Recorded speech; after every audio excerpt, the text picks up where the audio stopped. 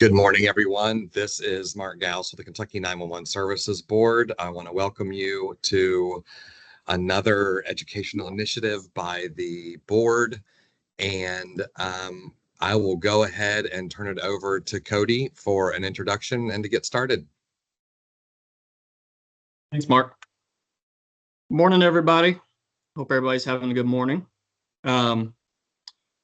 So real quick, let me just make sure my screen is shared, and it is. All right, cool. So this is a presentation that I gave at the Emergency Services Conference. Basically, what I want to talk to everybody about is CAD systems, right? Back when I started public safety in 2010, there were still a few counties throughout the state that didn't have a CAD system. I think at this point now, here in 2024, I think pretty much every PSAP has a CAD or a version of a CAD. So I hope that everyone finds this helpful, right? First off, who am I? My name's Cody Ashbaugh. I work here at Louisville Metro Emergency Services and MetroSafe, our 911 center.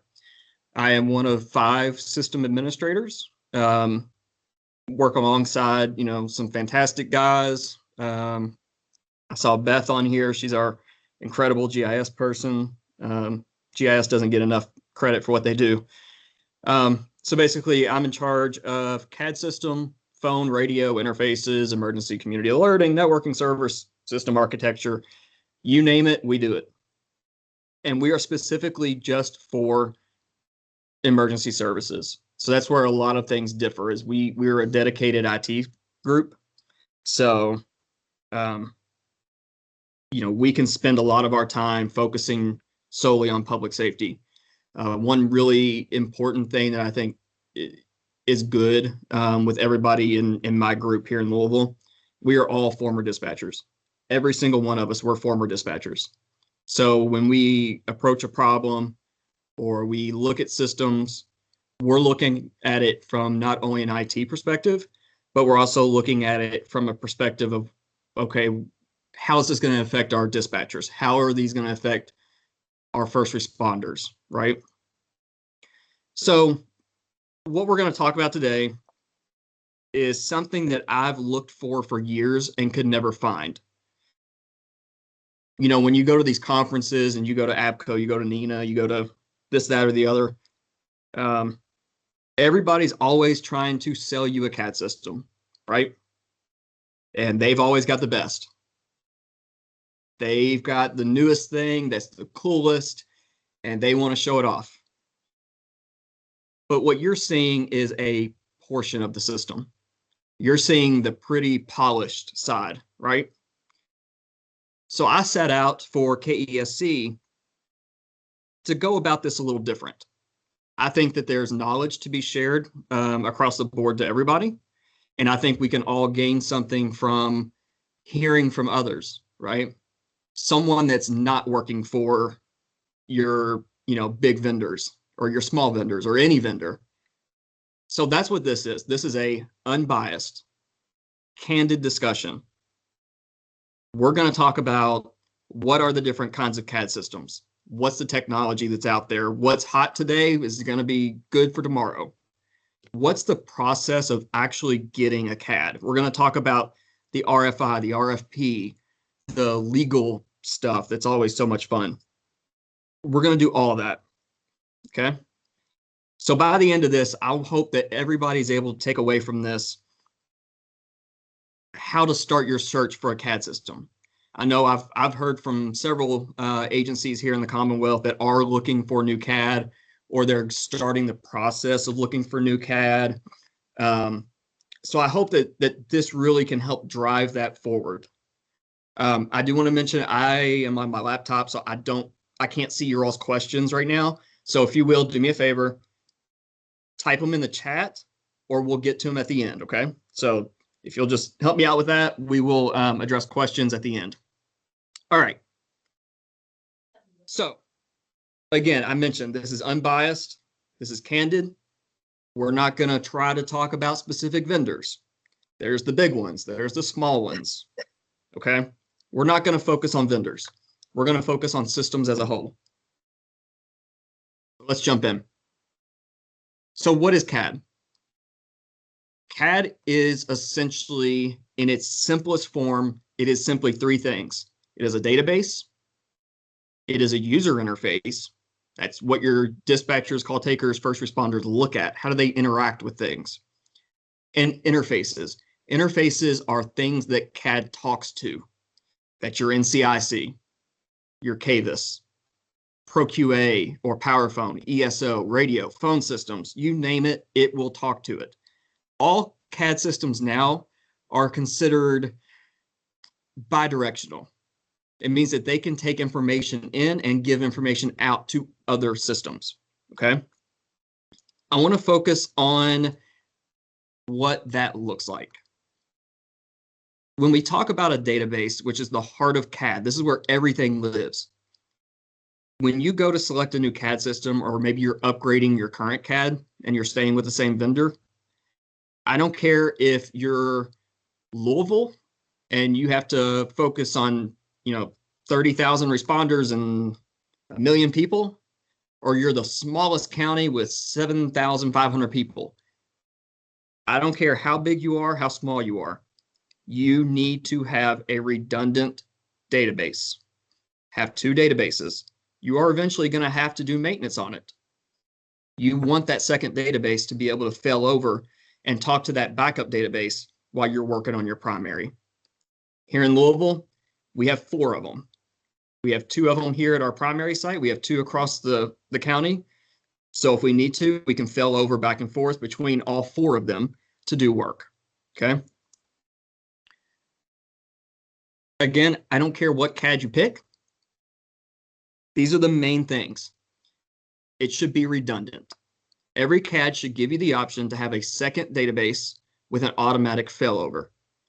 Some systems, mainly on the larger systems, will actually offer a complete secondary CAD system that mirrors your primary. So if the building you're in becomes a smoking hole in the ground, that's the saying we always use. If your building becomes a smoking hole in the ground, do you have something to go to that's offsite? Every CAD vendor should certify and guarantee that their product is secure and encrypted. If your center uses mobile CAD or MDTs, that is especially important. There are a lot of NCIC requirements now that talk about encryption, multi-factor authentication, things like that. I mentioned your CAD system should be able to talk to other things, right? CAD used to be this world that we put in a bubble and we protected it. It's not like that anymore. You've got Rapid SOS. You've got Smart 911. You've got mapping, active 911, I am responding, first due, first watch, you name it, CAD should be able to talk to it. That's a system that's called an API. Those APIs are what allow one system to talk to another. Your larger systems have open APIs where you can talk to essentially anything. Easy to use. This is an interesting thing because it really depends on your vendor. What we focus on a lot with larger CAD systems, like our system here in Louisville, it may be more flexible and allow you to do custom design and programming to match your specific needs. However, these do come at a cost. Most of these, one-off special things, they're going to cost you. When you look at the smaller CAD systems that handle smaller agencies, they may focus more on user interface and just doing things simple. If that works for you, fantastic. If you need something a little bit more robust, ask for it. Clear and concise pricing. The way that CAD systems are priced has really changed over the past few years. And that goes to what we're going to talk about next, which is cloud system, on-premise, or hybrid. CAD systems are generally done based on, a package deal, right? You can buy the equipment and the software together. You can provide your own hardware and just buy the software, or you could do something called SaaS, or system as a service, or solution as a service, software as a service. Take your pick. Those are cloud hosted with caveats. And generally those are charged on a per user per month basis. The other option is enterprise type licensing, where you have unlimited users. That's what we do here in Louisville. So we have a enterprise license. It doesn't matter how many times we install something, we're protected by that enterprise licensing. That is expensive. I'm not going to lie to you. Enterprise licensing is about the most expensive thing you can get. Training users and administrators. Every single CAD vendor is going to be different. However, they should all offer multiple days of training. I've seen some CAD vendors say 8 hours of training is enough. It's not. My suggestion is no less than 16 to 24 hours of training for every dispatcher or call taker, and additional training for your administrators or your power users. Do not forget your first responders. They need to be trained too. So I mentioned the different types of CAD. You've got an on-prem system, or what's called on-premise. This is where your data, your system lives completely in your data center, your dispatch center, your roof.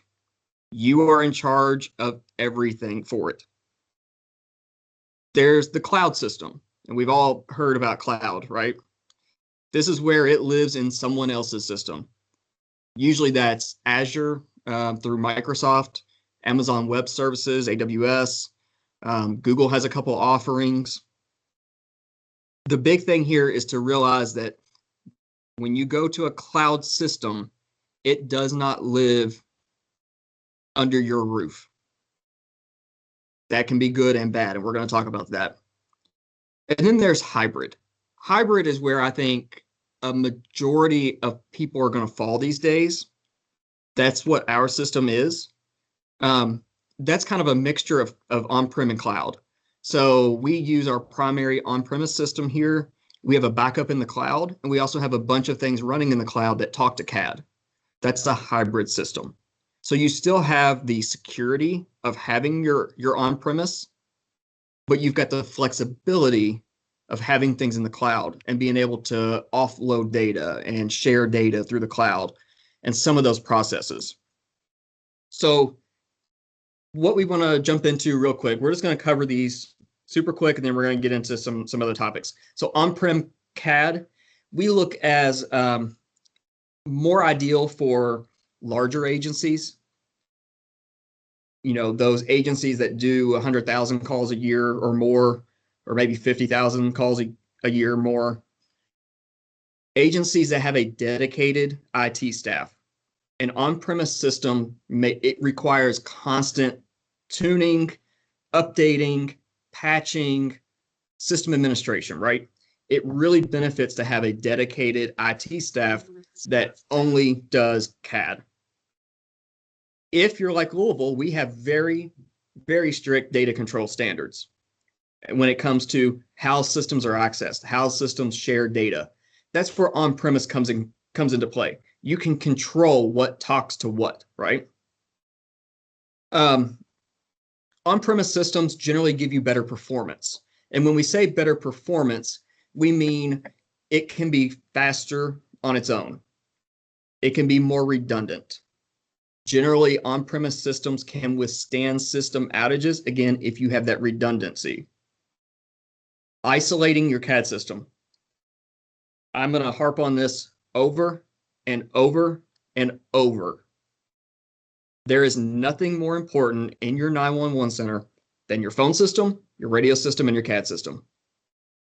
Those three systems should not talk to the internet. Those need to be isolated on their own and strictly controlled. Period, point blank, no ifs, ands, or buts. We're going to talk about the security aspect here in a minute. On-premise CAD systems are generally more expensive, but can be more robust. And again, that goes to having to purchase the hardware, maintain the hardware. That's where that extra cost comes in.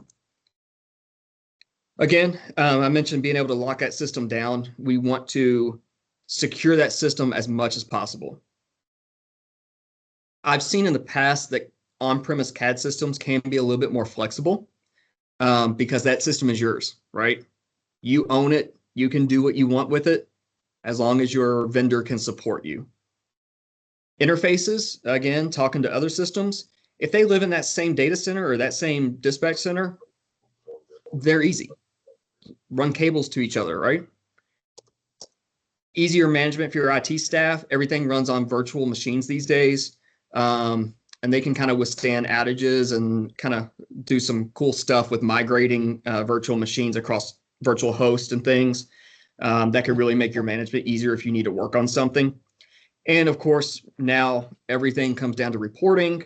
So on-premise CAD, you can hook up your own data reporting tools, such as GIS or Tableau, Power BI, anything like that to make that easier. So let's talk about Cloud CAD. This is the hot new thing that we're seeing. Pretty much every vendor now is offering Cloud CAD or moving to Cloud CAD. Where we see this is these smaller agencies that want I hate the word cheaper option, but a simpler option, maybe a better way to put that. A simpler system that you don't require a dedicated IT staff 24/7. You have simple workflows where you don't have a super complex, my system needs to do X, Y, and Z, but in A, B, and C order. That's where these cloud systems can come into play. Cloud systems often are rolled out faster because you are simply using your own computers and accessing the system remotely via the internet. Now, our fourth bullet point here, I don't care if you're the smallest PSAP or the biggest PSAP. If you do not have multiple internet paths into your PSAP, you're setting yourself up for failure, even if your CAD system isn't in the cloud. Every single PSAP in the Commonwealth should have redundant internet paths, whether that's AT&T and Spectrum, that's Windstream and FirstNet, Starlink. Have multiple internets. If you have a cloud-based CAD system, it's going to rely on that internet to get to your CAD system. If Backhoe Bob back there digs into your fiber line and you only have that single fiber moving into your building, your CAD system's gone. Pricing, again, like I mentioned, is often based on the number of call takers plus dispatchers plus the number of mobile users and maybe reporting. And that's done on a per user, per month basis. So you're really paying at usage, right? You're really paying per usage. Cloud-based CADs can sometimes be a little less flexible because these are often deployed in a one-size-fits-all. So if CAD vendor A is offering their cloud-based CAD system to 50 PSAPs, and a PSAP in Wyoming wants to add a feature. The good thing with that is you will get that feature as well. The bad thing is you get that feature as well. It may not be something you use. It may be something that's contradictory to how you work your business. These cloud-based systems are really good if you have a very simple dispatch system.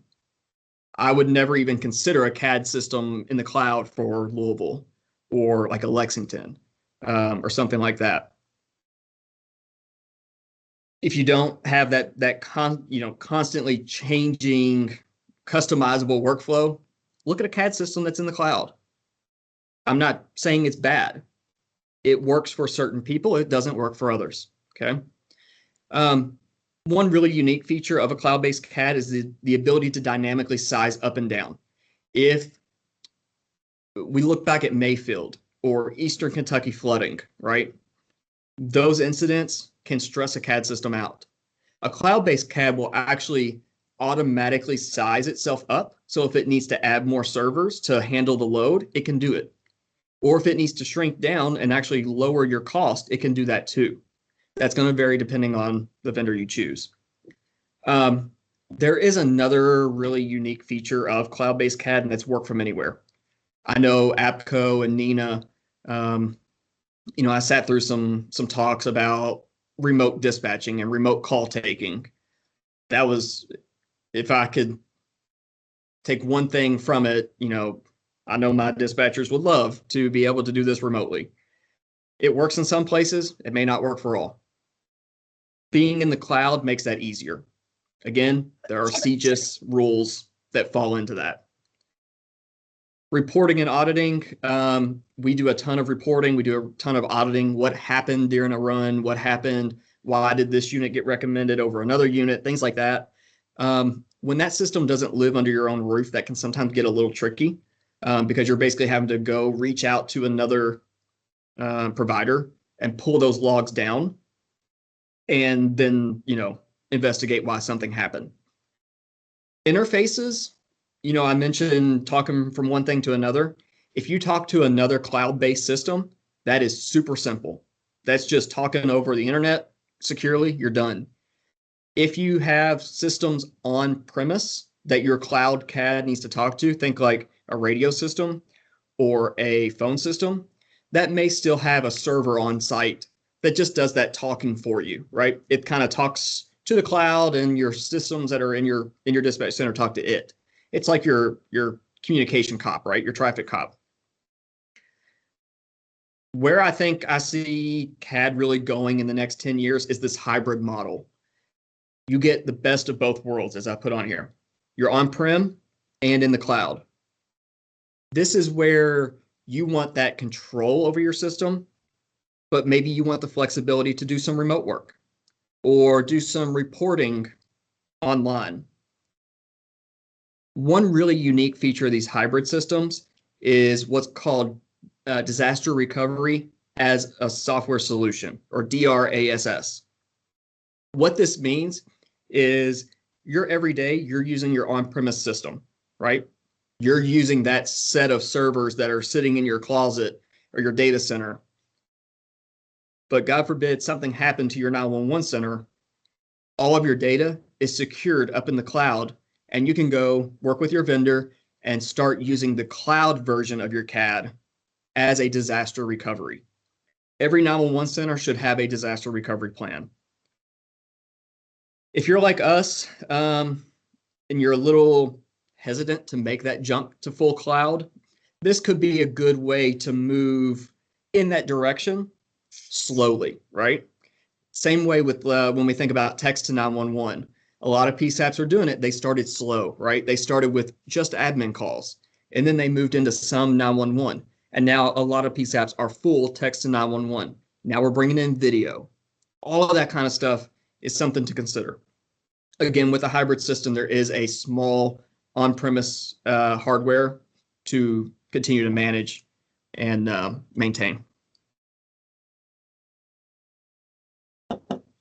So when we talk about, CAD vendors or CAD interfaces, these are just a couple of them. This is not all of them by any means. You've got record systems, ESO, ImageTrend, KY Ops, Mark 43, Axon, Firehouse, anything like that. You've got your CGIS stuff, your NCIC, your Link, your CAVIS. Each state has their own flavor and their own rules. What about reporting? Reporting, we're talking about Esri mapping. We're talking about ArcGIS. SSRS, SQL Server Reporting Studio. Tableau, Power BI. What about dashboards? Dashboards are huge in public safety. Being able to put this on a screen somewhere in your 911 center and see your call volume. How does your call volume change throughout the day? Other things like AVL, doing GPS, license plate readers, ShotSpotter here in the city, tying into your radio system, your phone system, Rapid SOS, Smart 911, fire station alerting. All of these are systems that need to come into play when you start considering a CAD system. For everything else, there's a system called CAD to CAD or CADdy CAD. That's where you can take one CAD system and hook it to another CAD system.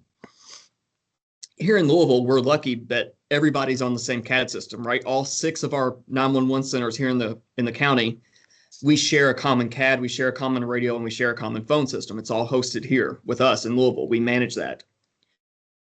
If some of those PSAPs didn't have the same CAD system, you can use CAD to CAD or CAD CAD to connect to their CAD and share runs back and forth.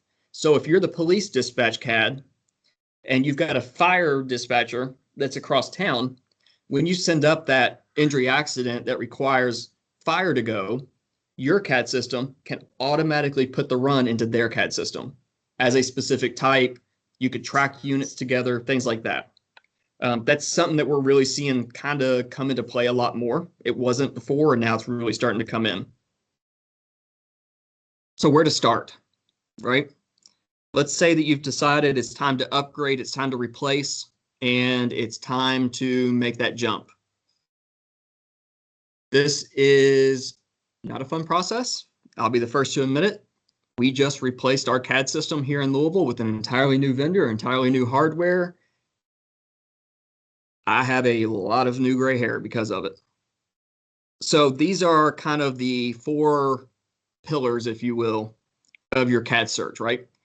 The first set, I always say you need to include everyone. I know it's difficult to include everyone. A lot of times,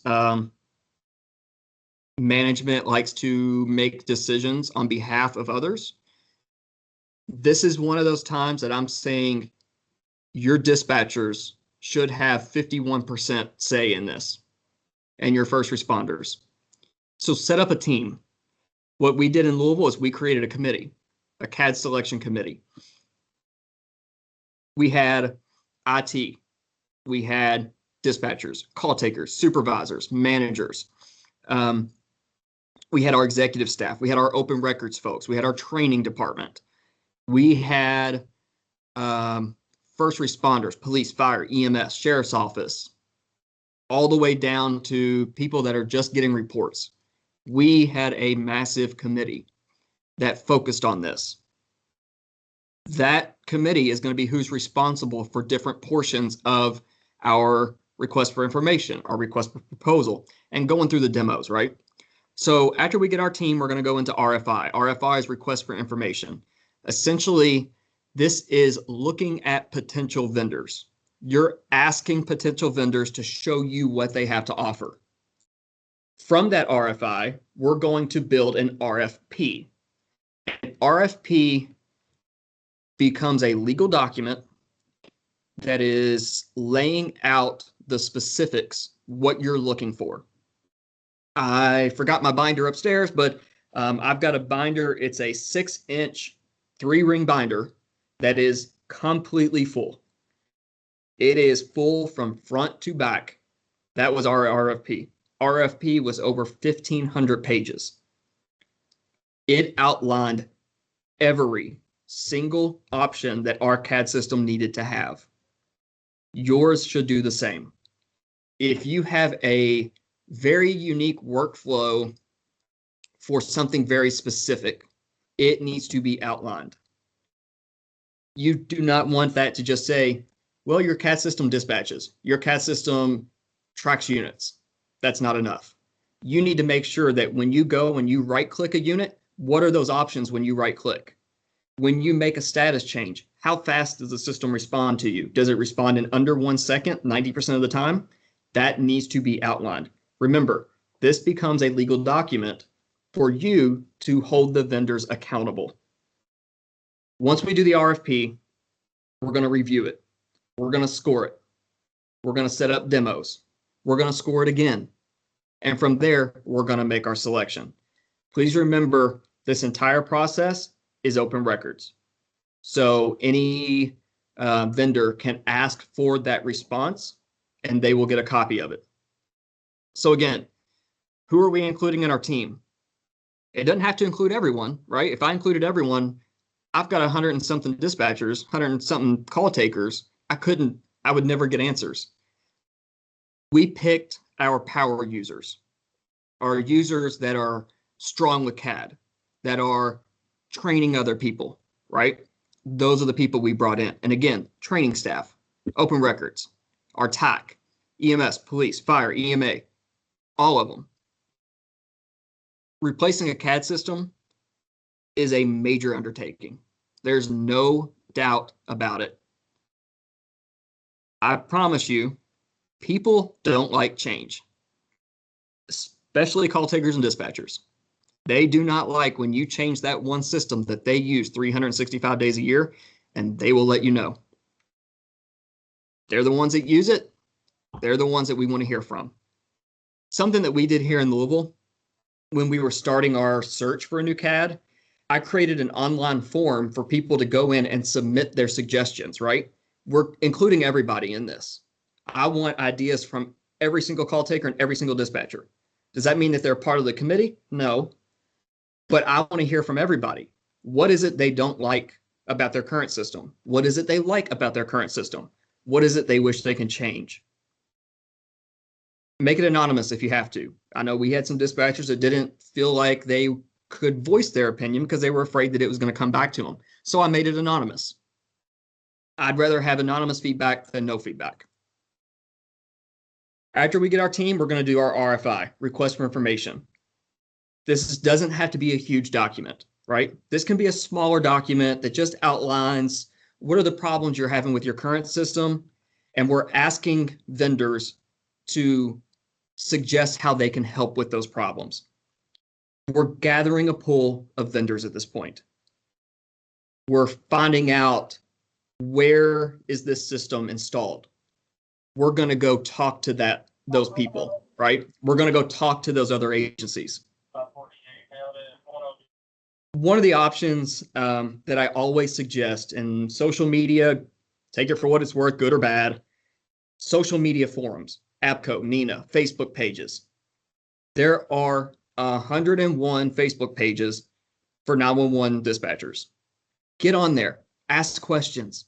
When you get a pool of 5 potential vendors, get on there and ask, who's using this system? Who likes it? Who has had problems with it? What are the problems you've had? But remember that vendors are also watching those social media feeds too. So what, right? We want to hear the good, we want to hear the bad, and we want to hear the ugly. Because eventually you're going to get some feedback, right, from someone that may not make up what you see in that demo. We're going to talk about that in a second too. So we got our RFI, right? We've got our list of potential vendors. We're going to write our proposal. Our proposal needs to be as big or as small as it needs to be. Bigger is better in this case. Remember, this is how you hold these vendors accountable, okay? Any odd, complex customizations need to be included in your RFP. If it's important, make it mandatory. Something for us here in Louisville that was important was a very quick and responsive system. In that case, every transaction needs to be completed in under 1 second, 99% of the time. I'm so glad that we wrote that into our contract because we're able to hold people accountable for that. Have multiple eyes on your RFP. It's not fun to read 1,500 pages, right? It's just not. There's no way around it. And if you make a 1,500 page proposal, that means if you get 5 responses, that's 1,500 responses you have to read. It takes time. But you need to have multiple people look at it. How I look at something may be different than how a dispatcher looks at it, maybe different than how Open Records looks at it. Everybody needs to have a look at it, including your county attorney or whoever does your legal stuff.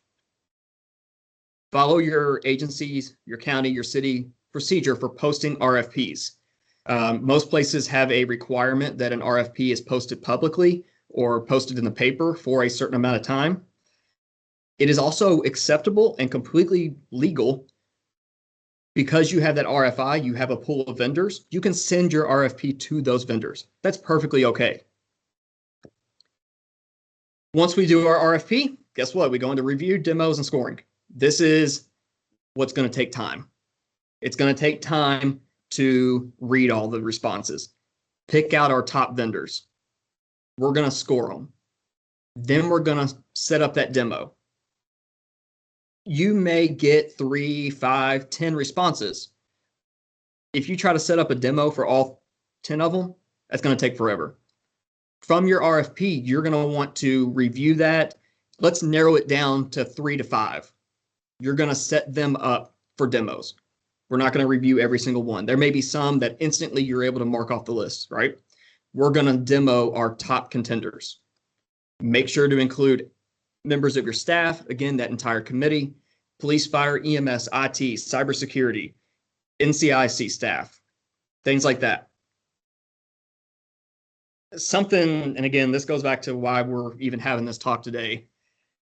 Demos that you see at these trade shows or that they come in and do a demo, that's a polished, they know what buttons to click to make that system run really well, right? I've seen it. Everybody here has probably seen it. They've got a script that they're going to go down. I want you to push these vendors, push them, make them squirm, right?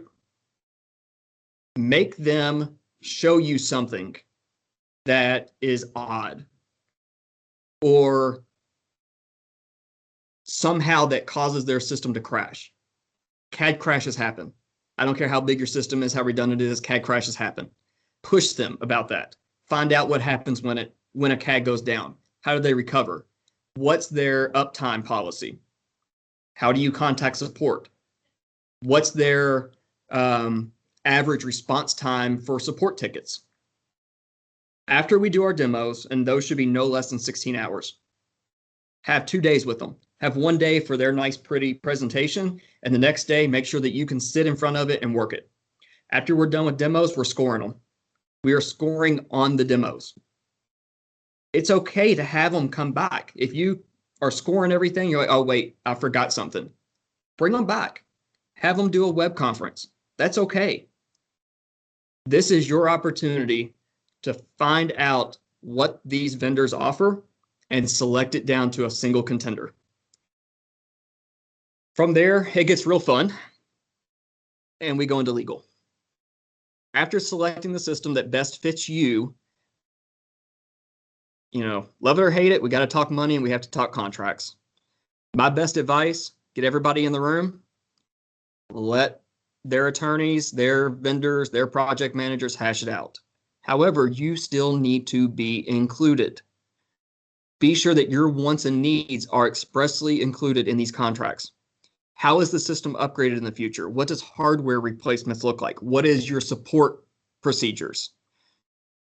Replacing a CAD system is a massive undertaking that is usually a 10 to 15 year commitment, right?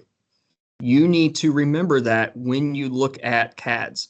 What does it look like in 10 to 15 years? Bring everybody together. Go line by line. It's boring. I know. We sat through 2 weeks of this here in Louisville. We got our vendors together, put them in the emergency operations center. We put the contracts on the screen and we went line by line through those hundreds of pages.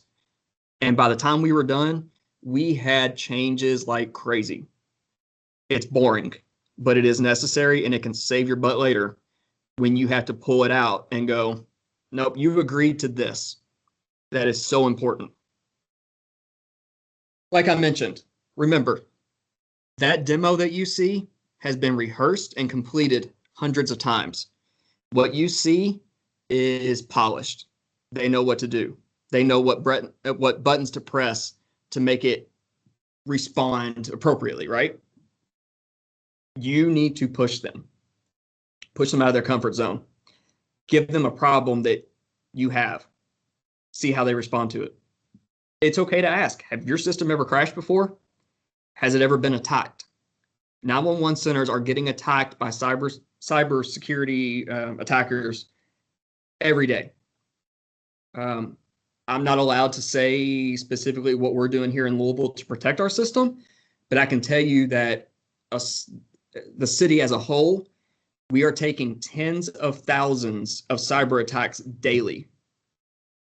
But because we have put literally millions of dollars into CAD and protected it, knock on wood, CAD has always been there for us. All of our 911 systems are protected. I'm going to get on my soapbox here, and I mentioned this going in. This is my my one thing that I'm going to say to everybody. Number one, your CAD system should never, ever access the open internet. I'm begging you today. If you get nothing out of this talk, if you're not looking for a new CAD system, take this. I want you to go to one of your CAD computers, try to get on the internet. Go to Google, go to Facebook, check your email on it. If you can do that on a CAD computer, your system is not safe. Servers should never talk to the internet, period. No ifs, ands, or buts. No server should ever talk to the internet. Have a proxy in place that allows those servers to talk to what they need to by going to another server, right? That's what a proxy is. You take your traffic from here, you secure it, you tell it to talk to this unsecure device that talks to the internet.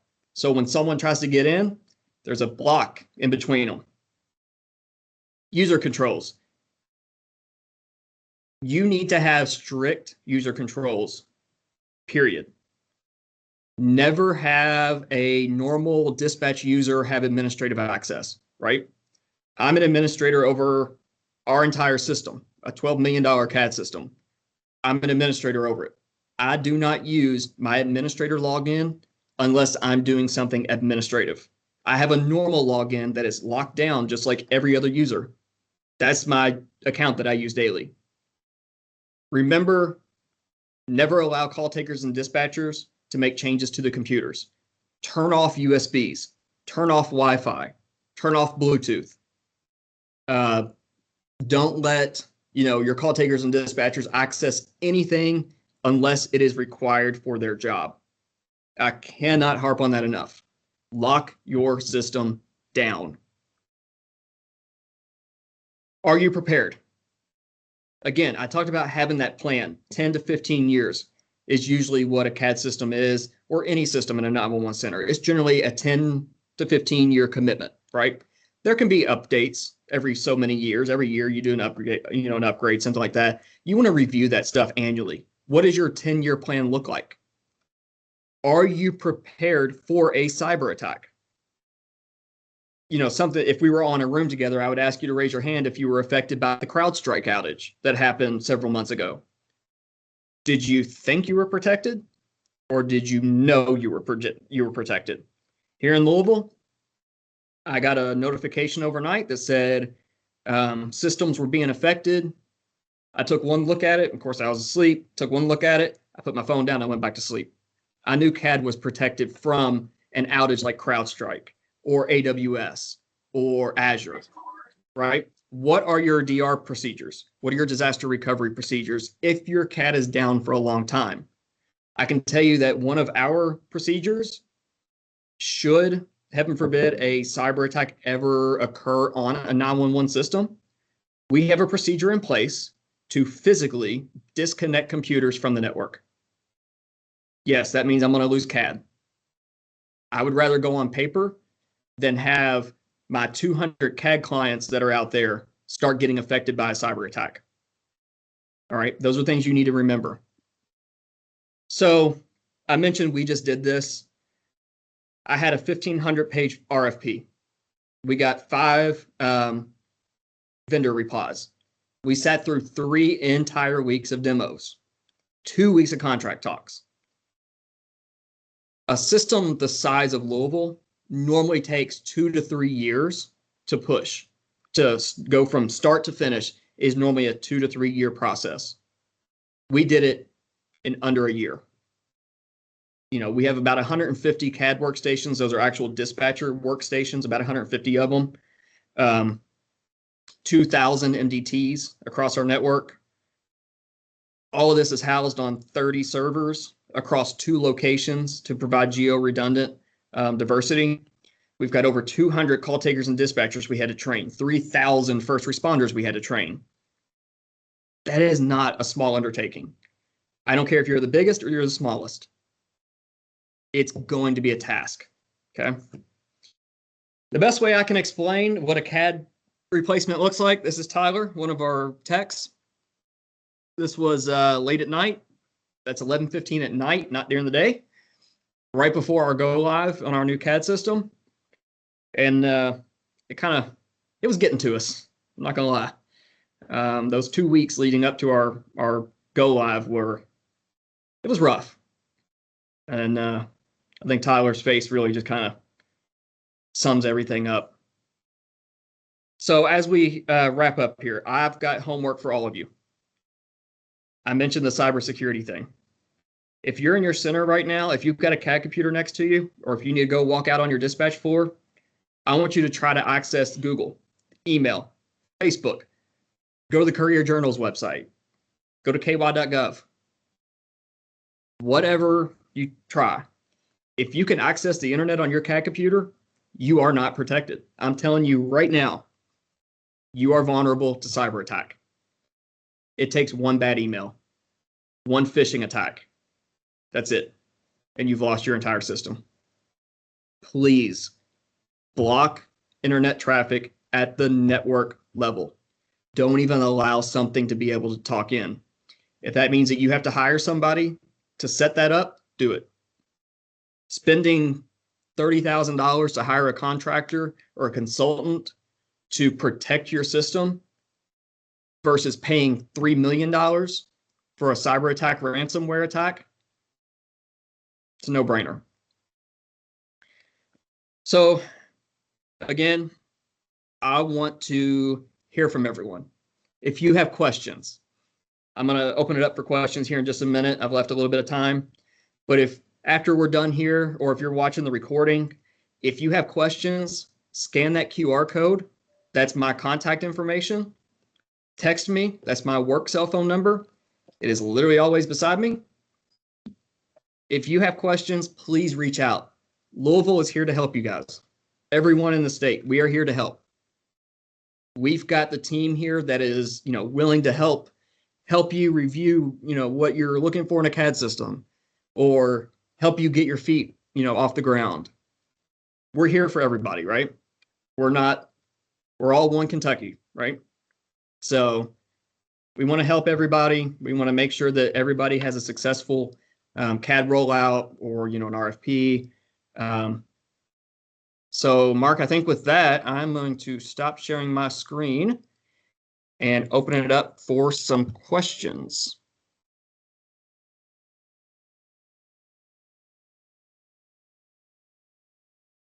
So if anybody has any questions, if you want to pop them in the chat, unmute yourself. Again, this is being recorded.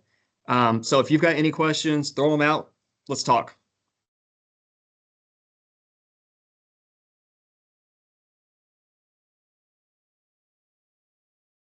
Hey, Cody, this is Chris from Jessamine, and this might be a question for you and Mark. We're in the process of getting started looking, and one of the unique things here is that we have a backup location, 7 miles away, that currently doesn't have a CAD. So all it has now is VoIP phones and radio.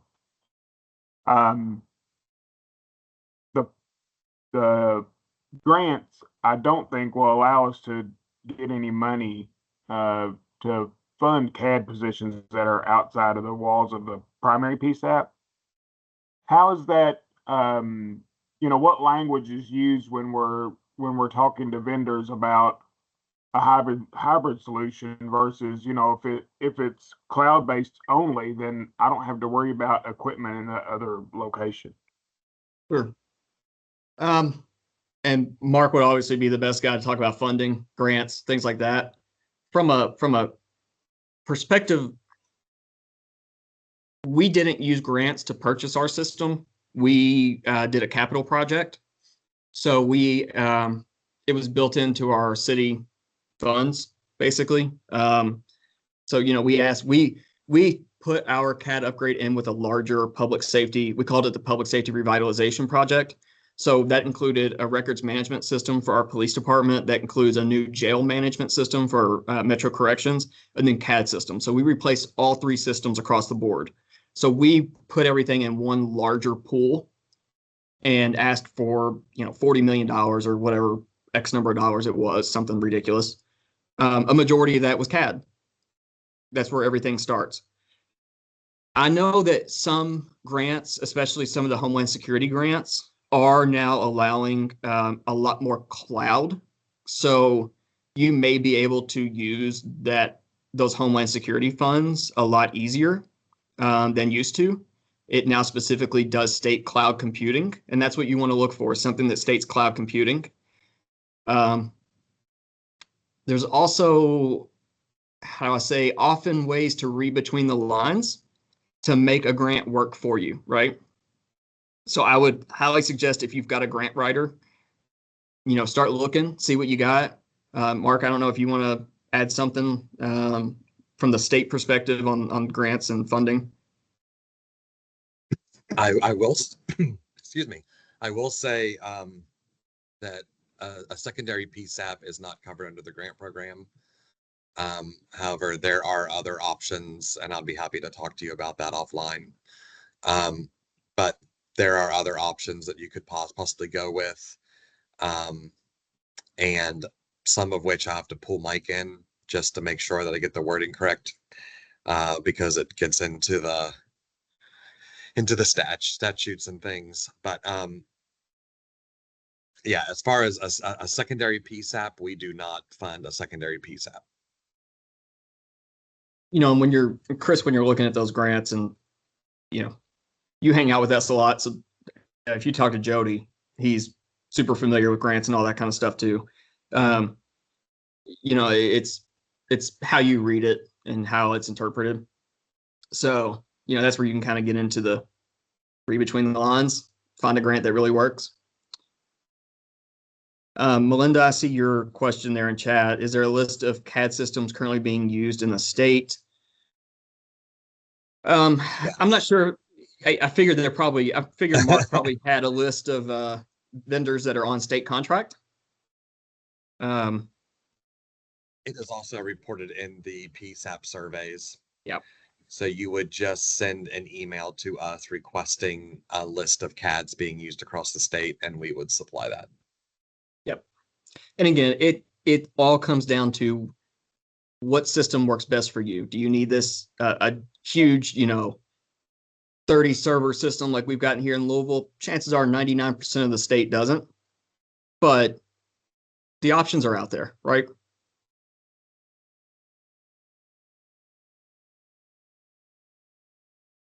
Anybody else have any questions? We still got about 5 minutes here.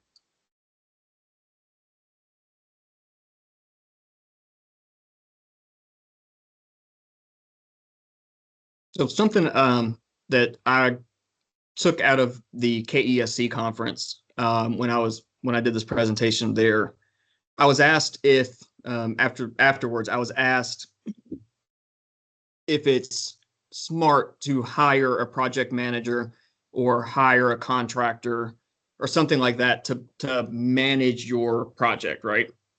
That really boils down to how comfortable are you with the process. If you have people in your town or your county or city that are project managers, we have project managers here in Louisville throughout every agency. It really comes down to how comfortable you are with running a project this size. The one thing I'll mention is public safety is very specialized. I wouldn't want my city IT folks to be running my public safety project without me being directly involved in having the final say in that, right? Because how I view something, at 5 o'clock in the afternoon, the IT team goes home. 911 doesn't stop at 5 o'clock. So that was something that we had to work through with them to understand. Our business doesn't shut down on holidays and weekends. It doesn't close down at 5 p.m. We had to, get to explain to them that they still need to help support the system from a network architecture side, things like that. Corey, yes, you should absolutely get a hold of your vendor. Ask about backups. Ask about crashes. Ask about redundancy. What happens if we lose the internet? Do you lose CAD? Do you lose portions of CAD? Can CAD work offline? You know, our CAD system here can do an offline mode and then catch itself up once the system comes back up if something were to happen. Absolutely reach out to your CAD vendor or get a hold of any CAD vendor if you're doing, you know, a search for a new system. Disaster recovery should be at the top of your list for what you're looking for. Right below, how does it work? How easy is it? How much does it cost? The next item should be, what's the disaster recovery plan? All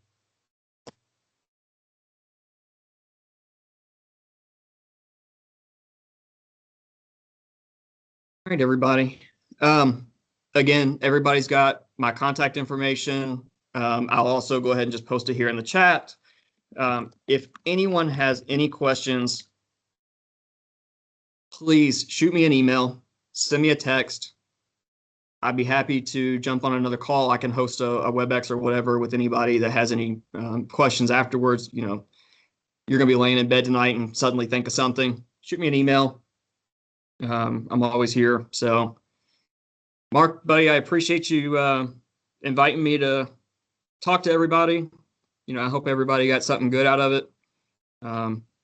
Thank you as well. And also, since this is recorded, I will say that I believe that because I sat in on this at KESC, and I believe that this is something that is very important for any RFP that you're going for as far as the process is concerned. So that's why I put that in there, that these may apply to other things as well. But thank you so much. We